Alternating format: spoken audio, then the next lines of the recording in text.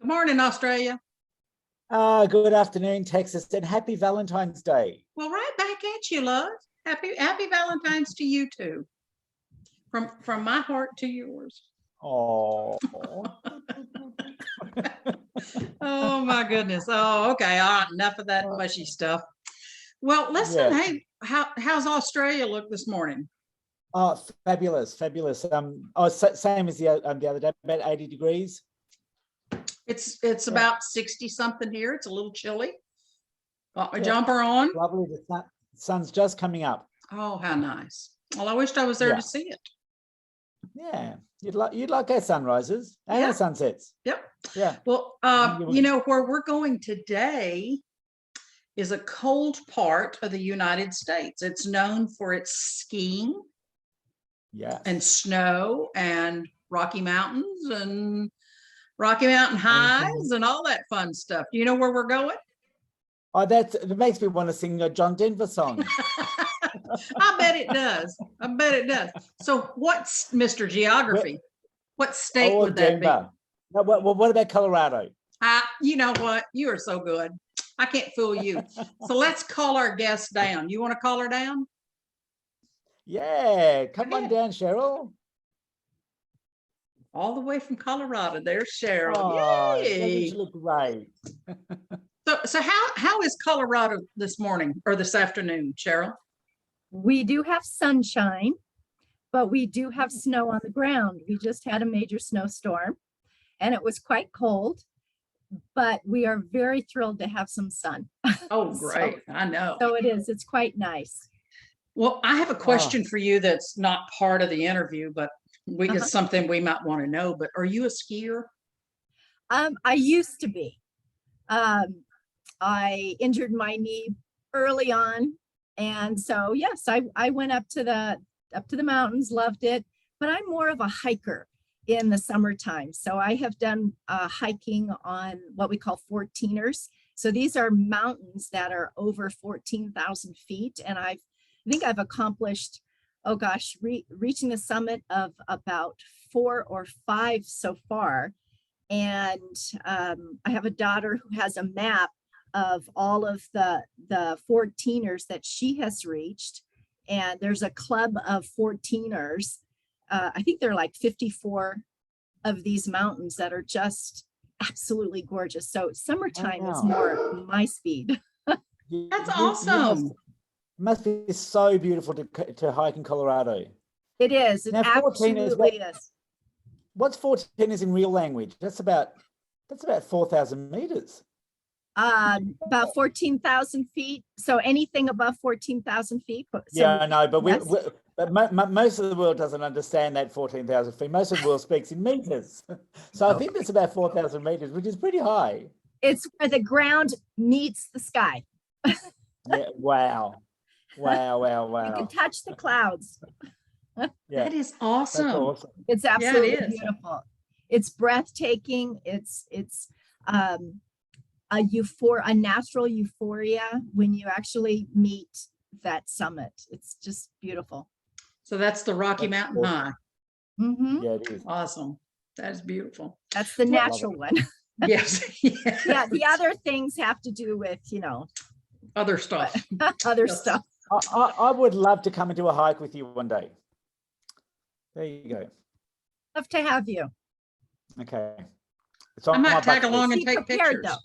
You have to be prepared though, because we do get altitude illness. So you have to be here a few days. So I'll host you and I'll take you around some areas and then you'll be acclimated so you don't get that challenge with your heart and that altitude sickness. And then once you're acclimated, we'll do a fairly easy one. Awesome. Well, I've been to 6,100 before meters. So that's pretty high, but that was a while ago. Yeah. As we do get older, we tend to have some lung issues. And so, if we only make it halfway, that's okay. But could I come and sit and have coffee and wave to y'all as you go up the mountain? Absolutely. I like that. Okay. We just planned a trip. What's really awesome is seeing the wild animals out there. We have mountain goats, the elk, uh, the deer, lovely birds. So we do get quite a bit of beautiful scenery, nature. Some people will see black bear. Yes, there, we have the mountain lions and such, but it's just an awesome way to reach nature. Oh, So have you that's ever seen a beautiful. bear? I personally know, and I haven't Okay, seen a I'll- mountain lion. I tend to stay away. yeah. Not Good, my I'll, thing. I'll be with you then. Well, that is that Yes. is that is really nice to know. That is Mhm. really nice to know. Listen, back to our show. I mean, we Oh, can talk yes. about this all day. It sounds like fun. But Cheryl, how long have you been an iridologist? I think Dr. Betty Sue O'Brien and I passed the exam on the same day. I think that was Wow. about 2006, if I recall right. But really, I have been interested in iridology since I was preteen, back in the early 70s. My parents, my dad and stepmother, were introduced to iridology back then. They were natural health practitioners. And I remember meeting Dr. Bernard Jensen at a conference, and he was actually speaking there. And I was sitting down in the audience listening to what he had to say. And I thought, wow, that's really interesting. You can see things in people's eyes. As time went on through the 80s, I still had a little bit of interest, but I became a registered nurse. I have a lot of medical people in my family, and I started using my nursing experience and integrating a little bit of that knowledge I had from iridology and my interest. And I just kept pushing forward. What can I learn more about my patients? And then I started asking questions and becoming a little bit more inquisitive. And it wasn't until I started talking with my colleagues, my nursing colleagues, about what they're finding with these patients. Are there things that we can do to help them more? And we always were trained on how to look at the pupil, especially with brain injury. And I thought, well, look at all these different colors. Look at all these little things in the eyes. What do these things mean? I never had really the true foundation or the answers. And then when I was little and sitting in that conference with my father and stepmother, I wonder if I could go back in time and learn a little bit more. So, and I grew up in San Diego, California. And my dad said that there used to be a ranch in Escondido that Bernard Jensen had, and my father had gone there back in the early, I think it was in the 70s, I can't remember, but I thought, well, I wonder if that still exists. It didn't when I started searching, and I thought, well, who else is teaching? Who else? Where can I move this forward so that I can work with my patients? Then I found that Dr. Ellen had a storefront. And do you know, so we had gotten married back in the 90s, and my husband and I moved here to Colorado, and I thought I have to find out more information. So I went back to see family in San Diego, and I thought I'm just going to drive and I'm going to find out where Dr. Ellen is. I drove to Escondido or wherever her storefront was. Do you know that I met her and her husband, her lovely husband, Art, in the parking lot? And I said, excuse me, Wow. are you Ellen Jensen? And of course, Art was standing behind her, and he had this aura that was just so lovely and so kind. And she said, well, yes, I am. And I said, I've been a fan forever. And she and I just started talking, and Art was just standing there with this big grin on his face. And I thought, wow, I'm moving this forward. I'm gonna learn as much as I possibly can.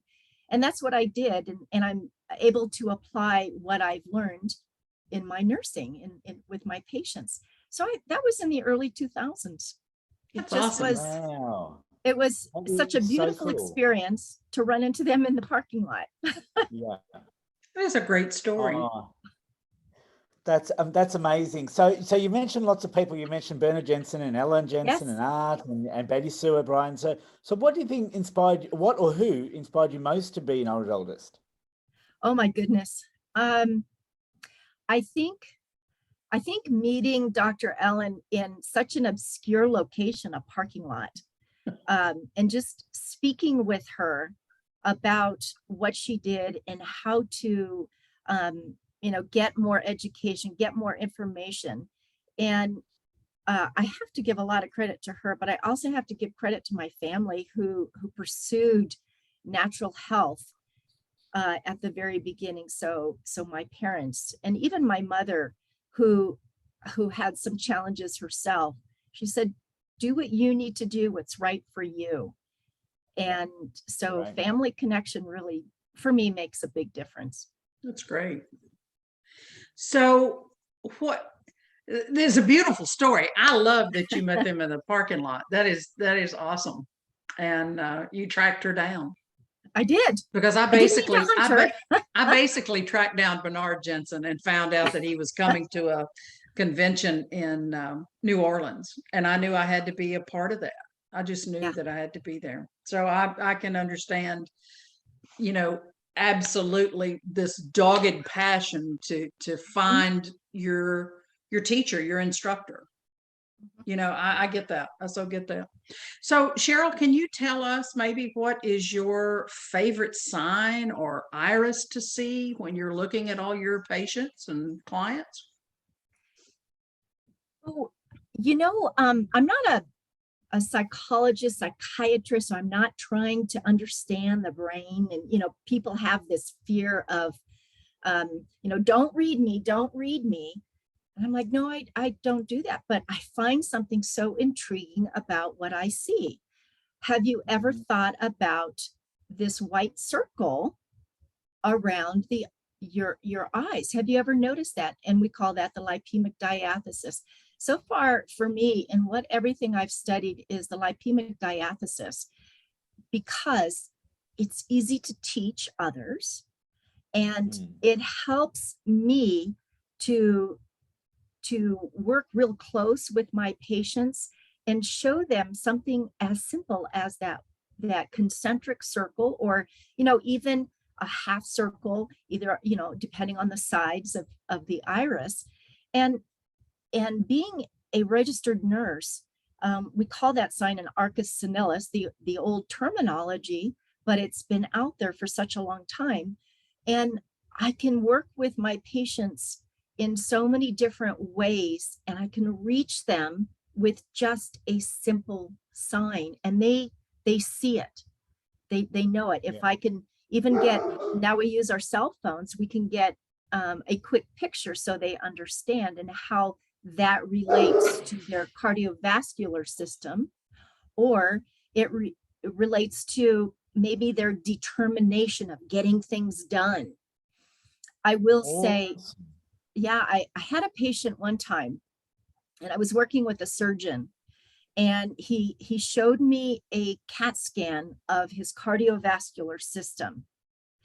And unfortunately, there was nothing more that the surgeon could do because his system was so brittle, and it showed whiteness on the CAT scan. And I thought to myself, now this is anecdotal. There's no diagnosis in here, but I went and talked with the surgeon. He asked me to go in with the patient and sit there and be supportive and an advocate for this particular patient. And the surgeon explained to the patient how there was not much more he could help with this patient, surgery-wise or anything else. And I tried very inconspicuously to look at his irises from a distance, and he did have the concentric white circles. And so I was able to advocate for him on nutrition and give that extra oomph that the surgeon couldn't do. And so being that kind of an advocate for both patients in the clinical arena, in the hospital, And then with my private patients, we can reach them differently. Wow. Beautiful. That is Mhm. I love beautiful. that sign too. That's awesome. Yeah. And what I really love with lipemic people, or rings of determination, is when they soften. You know, when you can actually see them soften in their face, and especially when they talk about their grandkids. Right. They Right. always soften. Mhm. Right. And so when I was sitting there with the surgeon listening to those words that he was saying, there's nothing more that I can do for you. I said to myself, oh, wait, let's give some more hope. Let's turn that conversation around so that I can help teach him. He was about 39, 40 years old. Teach him what are the things that he can do personally to help with whatever time he has left, change his diet, change his outlook, to give some hope. I mean, that's, as an iridologist, I want to give somebody more hope. And again, we're not using diagnostic terms, medical terminology, but if we can help to advance our patients' care in other ways, then I'm all for it. Absolutely. Well I'm said. getting goosebumps. I love that. Well said. Well spoken. Mhm. Yeah. Well, we have come to that point in our Oh, little show where we would like for I you love to this pick part. uh-oh. You never know what he never knows what it's going to be. Where you can pick a number between 1 and 36, and I'm going to choose a question off the old pegboard here. Let's see, I've Okay. got it turned upside down, but here it is. Okay. Okay. So I like, sorry, ahead. I like the number 7. Number 7. Let's see what number 7's all about. That's a good number. Everybody picks 7. Oh, uh-oh. You know, we have That's to. okay. We just keep We've had to rearranging the readjust question. those questions a few times. We just keep rearranging I the was question. born in the month of, which is 7. So I'm a summer Good. baby. Yeah, me too. Me too. I'm right before you, Cheryl. I'm in June. Okay. Well, here we go. Now this is good. This just fits right with what you were talking about. What other iridology modalities do you share with your clients, and why? Do you use birth order, personality iridology, nutritional counseling, behavioral iridology? What other modalities do you share with your clients? So I have several different ones, but one of my favorite is called auricular therapy. And when I work with the client on their irises, or I look at their strengths and deficiencies or weaknesses, we talk about maybe the stomach area, or maybe some anxiety, that there is some concern for anxiety. And so there are certain points on the ear, very similar to acupuncture. I don't do acupuncture.